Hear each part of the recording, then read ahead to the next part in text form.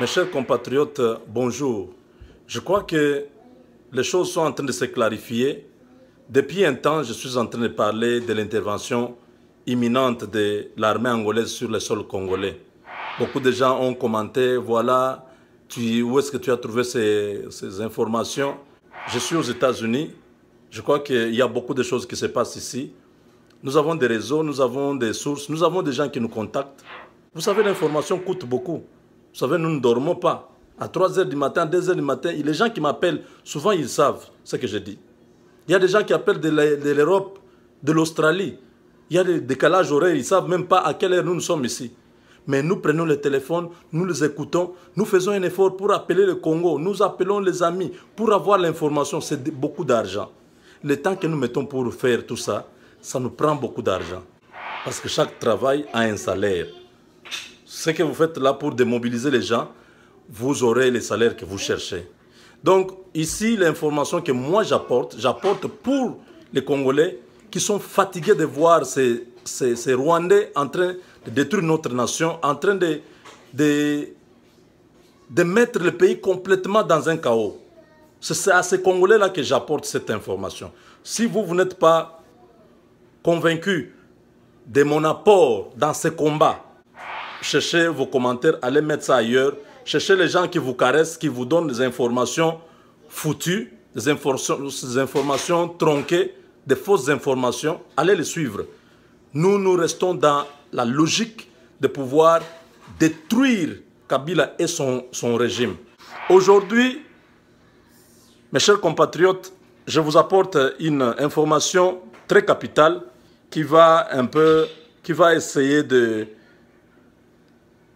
nous faire comprendre pourquoi l'Angola est finalement décidé à pouvoir en finir avec le régime de Kabila. Il y a eu une rencontre entre le pape François et le président américain. Au cours de leur échange, le pape François a plaidé pour une solution à la situation politique en RDC. Il s'inquiétait beaucoup de l'insécurité, du chaos qui est en train de pointer à l'horizon. Il se disait qu'avec toute la bureaucratie de l'ONU, les choses ne semblent pas fonctionner. Comme les États-Unis peuvent trouver une solution rapide à cette situation, voilà pourquoi il a apporté cette situation sur la table de Donald Trump, sachant que Donald Trump met d'abord les États-Unis en première place. Sa priorité, c'est les Américains, pas les autres nations, mais que cette situation commence à devenir une situation qui va impliquer même la sécurité mondiale. Alors, selon une source militaire à Washington, au Pentagone, après cette rencontre du président américain avec le pape François, l'Angola a été désignée comme nation qui va remplacer l'Ouganda et le Rwanda en Afrique centrale pour mettre de l'ordre dans cette partie qui est devenue presque plus de 20 ans très incertaine. Dans cette partie incertaine, l'insécurité totale, et cette source militaire précise qu'au Congo, il n'y a plus de gouvernement. Il n'y a pas l'État, il y a l'absence de l'État. Alors l'Angola a reçu la mission de rétablir l'autorité de l'État vite par une élection à la fin de cette année ou par le remplacement du régime, s'il le faut. Donc, nos frères qui sont à Kinshasa, ils sont déjà au courant de ces histoires que je vous parle. L'Angola, voilà pourquoi ils ont signé un contrat militaire, parce que l'Angola a accepté l'offre dans la réunion là de haut niveau que je vous ai parlé l'autre fois. Mais il a dit qu'il avait besoin de moderniser son système de défense. Voilà pourquoi les États-Unis, ils ont signé un accord, il lui a livré tout le matériel qui peut anéantir tous les systèmes de défense que le Rwanda et l'Ouganda réunis peuvent avoir. Parce qu'il faut le savoir que l'ère après Mobutu a été couronnée par le Rwanda et l'Ouganda. Voilà pourquoi l'AFDEL a eu la facilité d'entrer au pays et de contrôler l'Afrique centrale. Maintenant, c'est l'Angola qui a pris les bâtons du pèlerin. C'est l'Angola maintenant qui dicte le jeu, que celui qui ne veut pas, il va être écrasé. Cette situation va aller aussi au Burundi et en Centrafrique, mais principalement au Congo parce que les États-Unis a aussi, par cette source militaire, informé que la situation en RDC concerne la sécurité intérieure des États-Unis. Parce qu'avec l'absence de l'État complètement, avec tous ces groupes armés qui pullulent dans le pays, l'insécurité, les chaos qui se présentent déjà, ils craignent que les islamistes qui sont au nord-est et qui viennent du nord, du Mali, du Cameroun, du Nigeria, ne puissent entrer sur le sol congolais et s'accaparent des matières stratégiques comme l'uranium, le plutonium, toutes ces matières qui peuvent faire exploser les États-Unis. Donc voilà pourquoi les États-Unis n'ont pas hésité à la demande du pape de pouvoir intervenir militairement à travers l'Angola. Pour une petite histoire, au moins l'année passée, il y a eu une rencontre à Luanda où le chef de l'État de la région était convié. Mais à la fin de cette rencontre, les gens de la majorité avaient crié la victoire, disant qu'ils ont la bénédiction de tous les chefs de l'État de la région pour que Kabila continue à gérer le pays. Mais ils n'avaient pas informé à l'opinion que Kabila a été sermonné sérieusement par Eduardo Santos, qui lui avait tenu un langage sévère pour dire qu'il doit respecter la volonté populaire. Il regrettait que le président congolais ait forcé son passage après le 19 décembre comme président de la RDC. Il lui demandait de pouvoir respecter la volonté populaire. Donc ça, c'était un message fort. Et ça se concrétise maintenant avec ce nouveau leadership régional que l'Angola a. Donc ça montre que demain, mes chers compatriotes, si vous voyez les Angolais dans notre pays, ne soyez pas surpris. Ils sont à la frontière. L'Angola a la frontière avec la RDC, le Congo-Brazzaville, la Namibie et la Zambie. Pourquoi on prendrait seulement l'armement lourd avec l'infanterie, donc les militaires de combat? Ils sont à la frontière avec la RDC. Pourquoi ils n'ont pas mis les militaires dans toutes les autres frontières? Parce qu'il y a certains qui disent non, parce que le président Eduardo Santos est malade, on avait même annoncé qu'il est mort à Barcelone. C'est faux. Le président Eduardo Santos est déjà convalescent, il est bien. Le ministre de la Défense, quand il a quitté Washington, il est allé au Kiba. Donc il y a eu encore d'autres accords là-bas. Et il est rentré déjà à Luanda. Ce qu'on vous dit là, on ne veut pas vous dire la vérité. Ne suivez pas les gens là de la majorité qui sont en train de manipuler les gens sur les réseaux sociaux en train de publier des mensonges.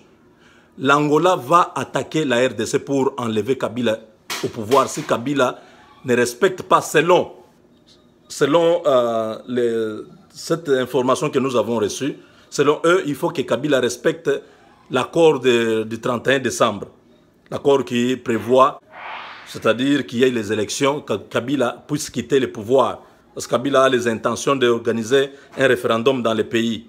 Donc, ils ne veulent pas que ce référendum puisse avoir lieu parce que ça va créer un chaos généralisé et ça sera même une source de déstabilisation de la région. La RDC a 9 frontières, il y aura l'instabilité, l'impact de cette instabilité politique et économique de la RDC va affecter directement les autres nations qui sont autour de la RDC. Donc, je suis venu juste couper Sabino information. Makambo oya et Angola, tout ça qu'on comprendre en bisognon sote toyoka kake Angola azui azalaki invité na réunion à Washington, ba PCA, ba arme à Sika, tout ça Angola azana frontière ya RDC. mais makambo ezalaki nde pape François basolalaki bakutanaki na président américain basololi ayebisi inquiétude na ye aza nango ya komona mboka na biso RDC eza na kati ya crise moko totale, crise créée par les refus ya Kabila kolongo na pouvoir, yango crise wana s'installer. Alors il demandait amonaki que ONU bureaucratie na, c'est-à-dire procédure ya ONU eza mulai ezo permettre te kimia ekota na kati ya mboka. Alors asengaki États-Unis ndenge États-Unis azaka leader préfet de discipline akota na makambo yo aluka ndenge ne ako trouver solution na makambo ya Congo. Alors les États-Unis na ndenge bango pe bazalaki déjà na kati ya komituna comment ils vont faire ça, bazui décision ya ko pona Angola comme nouveau capita ou bien dirigeant ya sika o ako diriger masolo ya États-Unis na Afrique centrale, c'est-à-dire base militaire ya États-Unis et kozala na Angola, base militaire et kozala susu na Uganda ou bien na Rwanda te ndenge bango bazalaki après Mobutu, tant Mobutu a longo na pouvoir, États-Unis azali ko collaborer na Rwanda na Uganda apesa bango ba matériel moko ya likolo makasi o ezali ko permettre que armée ya Congo ezala mesure, armée ya Congo ezala mesure ya ko résister na bango. Alors sikoyo Congo Angola azui sikoyo place wana ba pesie mitindo parce que ba moni que sécurité intérieure ya États-Unis est menacée. C'est-à-dire quoi? Na absence ya l'État, parce que ndenge ba lobby ango source militaire na lobby sikoyo pour les États-Unis, il n'y a plus de gouvernement au Congo. Pour eux, Kabila n'existe pas parce qu'il y a une absence totale de la présence de l'État dans tous les pays. Donc le pays est ingouvernable, le risque est grandissant que les islamistes puissent s'accaparer des matières sensibles à la fabrication de biloko neti ba bombes atomiques, neti ba biloko ndenge wana. Alors ba islamistes wana baza na RDC, baza kuna na est nord-est ya Congo. Donc ce qui est continué boye mboka wana ekokoma ingouvernable et crise wana eko créer instabilité. Ce qui bato wana ba islamistes bazu biloko wana bakoya ko déstabiliser les États-Unis. Donc voilà pourquoi il faut que l'Angola fasse vite pour faire respecter l'accord du 31 décembre. Ça c'est selon cette source militaire là qui va conduire la RDC aux élections. Kabila ko longwa gouvernement esika ekozwa makambo. Ce qui Kabila s'entêté à kenanzela ya référendum bako balaye. Et c'est pour la fin de cette année. Donc avant la fin de cette année, chambardement ekozala na Congo. RDC baza déjà au courant ya makambo wana. Kabila bagangela ki makase pa Eduardo Santos tamba kutanaki na réunion ya Angola l'année passée.